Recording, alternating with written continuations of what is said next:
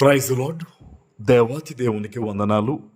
ప్రభు నామమున మీ అందరికీ నా ప్రత్యేకమైన వందనాలు, శుభాలు తెలియచేస్తున్నాను.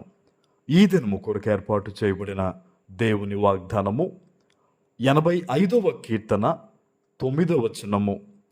మన దేశములో మహిమ నివసించున్నట్లు ఆయన రక్షణ ఆయనకు భయపడు వారికి సమీపముగానున్నది. దేవుని నామానికి మహిమ కలుగునుగాక. ఈ ఉదయకాల సమయంలో సర్వశక్తివంతుడగు నీ తండ్రి గొప్ప వాగ్దానాన్ని నీకు అందిస్తూ ఉన్నారు. ఆమేన్. ఆయన రక్షణ ఆయనకు భయపడు వారికి సమీపంగా ఉన్నదంట. హల్లెలూయా. చాలామంది ఆత్మీయ జీవితంలో తెలుసుకోవలసిన ముఖ్యమైన విషయం ఏంటంటే, దేవుని రక్షణ ఎప్పుడూ కూడా మనకు సమీపంగానే ఉంటుంది. కానీ దేవుని లేఖనాన్ని మనం పరిశీలించినప్పుడు ఎవరైతే ఆయనకు భయపడతారో వారి జీవితంలో, వారి మాట విషయంలో కానీ, వారి చూపు విషయంలో కానీ, వారి ఉద్యోగంలో కానీ, వారి వ్యాపారంలో కానీ, వారి బాధ్యతల్లో కానీ దేవునికి భయపడి ఎవరైతే జీవిస్తారో వారికి దేవుని రక్షణ తప్పకుండా ఉంటుంది.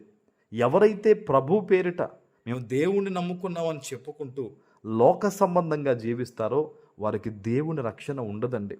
ఈ రోజుల్లో అనేక మంది వారు ఆలోచన చేస్తూ ఉంటారు, మేమెంతో ప్రార్థన చేస్తున్నాం, మేమెంతో ఉపవాసాలు ఉంటున్నాం, మేమెంతో దేవునికి ఇస్తున్నాం, ఎందుకు మా సైతాన్ ఇంకా మా మీద ఇంతలా దాడి చేస్తున్నాడంటే బహుశా దేవుని రక్షణ అక్కడ లేదేమో, బహుశా దేవుని గురించిన భయము ఆ గృహంలో ఆ వ్యక్తిలో లేదేమో.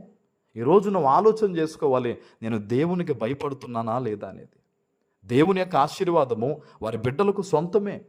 ఏ బిడ్డలు అంటే ఎవరైతే ఆయనను ప్రేమిస్తారో, ఎవరైతే ఆయనను ఘనపరుస్తారో, ఎవరైతే ఆయన వాక్య ప్రకారము జీవిస్తారో వారన్ని విషయాల్లో పుష్టిగా సమృద్ధి కలిగి జీవిస్తారు. హల్లెలూయా.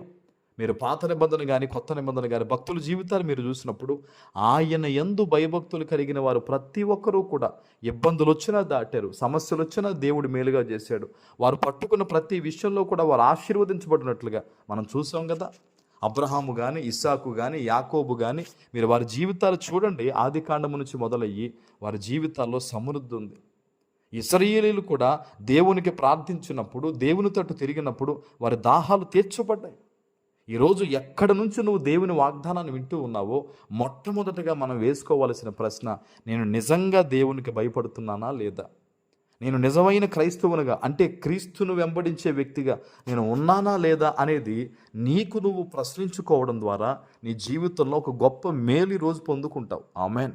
ఎందుకంటే మన దేవుడు విడిచిపెట్టేవాడు కాదు, సరిదిద్ది తన హక్కును చేర్చుకునేవాడు. తండ్రి తనకిష్టమైన బిడ్డను ఏం చేస్తాడు? గద్దిస్తాడు. ఎందుకంటే తన జీవితం బాగుండాలని. ఈరోజు ఈ వాగ్దానం ద్వారా కూడా దేవుడు నిన్ను ప్రశ్నిస్తున్నాడంటే ఆయన ఉద్దేశం ఏంటంటే ఆయన రక్షణ నీ మీదకు రావాలి, నువ్వు దీవించబడాలి. ఆనాడు యోబు సమస్తానికి వేసిన కంచె ఈరోజు నీకు నీ కుటుంబానికి సమస్తానికి కూడా దేవుడు వెయ్యాలని ఆశపడుతూ ఉన్నాడు. అయితే యోబు గారి వలె మనం అందరం కూడా భయభక్తులు కలిగిన వారిగా జీవించాలి.